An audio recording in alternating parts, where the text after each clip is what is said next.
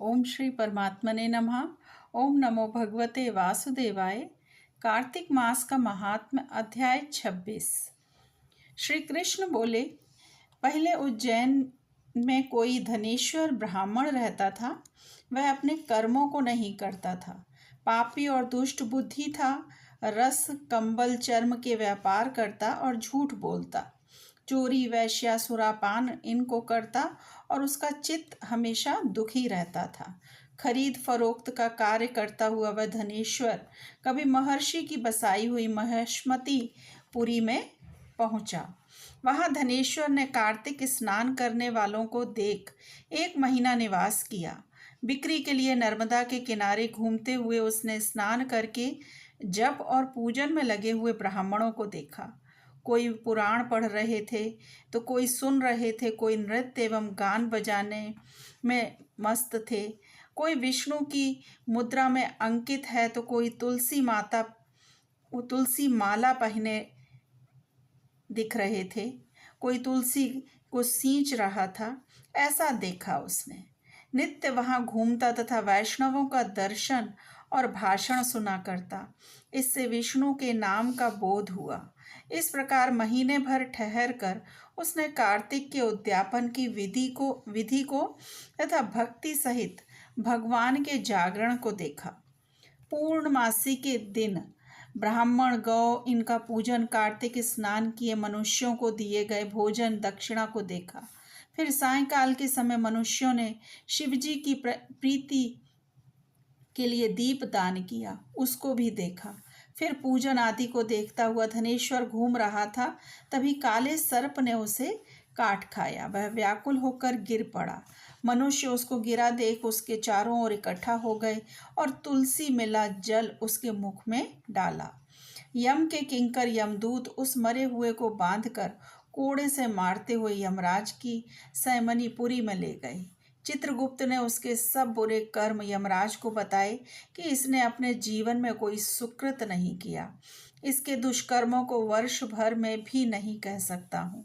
ये दुष्ट पाप की मूर्ति है, इसलिए कल्प तक ये नरक में निवास करे। श्री कृष्ण बोले, वह यमकाल और अग्नि को समान रूप दिखाता हुआ अपने सेवकों से क्रोध से वचन बोला, हे प्रेतपतियों, इस पाप स्वरूप को मुग्दरों से मारते हुए कुंभीपाक नरक में डाल दो। मुग्दरों के लगने से उसका सिर फूट गया। फिर धनेश्वर को प्रेतपति ने तेल के औटाने जिसमें शब्द हो रहा है ऐसे कुंभीपाक नरक में डाल दिया गया, किंतु उसके डालने से अग्नि शीतल हो गई, जैसे प्रहलाद को डालने से अग्नि शीतल हो गई थी। प्रेतपति ने विस्मय युक्त हो वह सब वृत्तांत यमराज से जाकर कहा, तो यमराज प्रेतपति की बात सुनकर विस्मय से विचार करने लगा।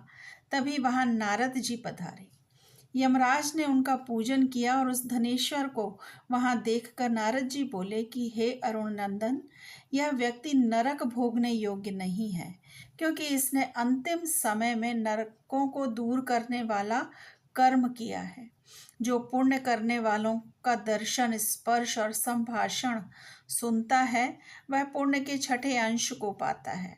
इस धनेश्वर ने अनगिनत कार्तिक व्रतियों का संसर्ग किया है, इससे इसमें पुण्य का छठा अंश है। इसने उनकी सेवा की है, इससे संपूर्ण व्रत का भागी है, क्योंकि व्रत से मिले पुण्य की संख्या नहीं है। भगवान कार्तिक का व्रत करने वाले मनुष्यों के बड़े बड़े पापों को भी अपने तेज से दूर कर देते हैं। अंत समय में तुलसी मिले हुए नर्मदा के जल से वैष्णवों ने इसको स्नान कराकर भगवान का नाम सुनाया। इससे इसके पाप दूर हो गए, उत्तम गति को प्राप्त होने योग्य है। विष्णु की इस पर कृपा है, इसलिए नरक में ना गिरा जाए। जैसे गोले और सूखे पापों से नरक मिलता है, ऐसे ही अच्छे कर्मों से स्वर्ग मिलता है। इससे यह धनेश्वर यज्ञ योनि पाप पाकर पाप भोगों को दिखाने वाले सब नरकों को देखकर मुक्ति को पावे। श्री कृष्ण बोले, यह कहकर जब नारद जी चले गए तब उसके पुण्य मालूम होने पर यमराज ने दूत के द्वारा उस धनेश्वर को सब नरक दिखाने के लिए फिर से बुलाया। ओम नमो भगवते वासुदेवाय। श्री कृष्ण अर्पणम अस्तु। हरे कृष्णा।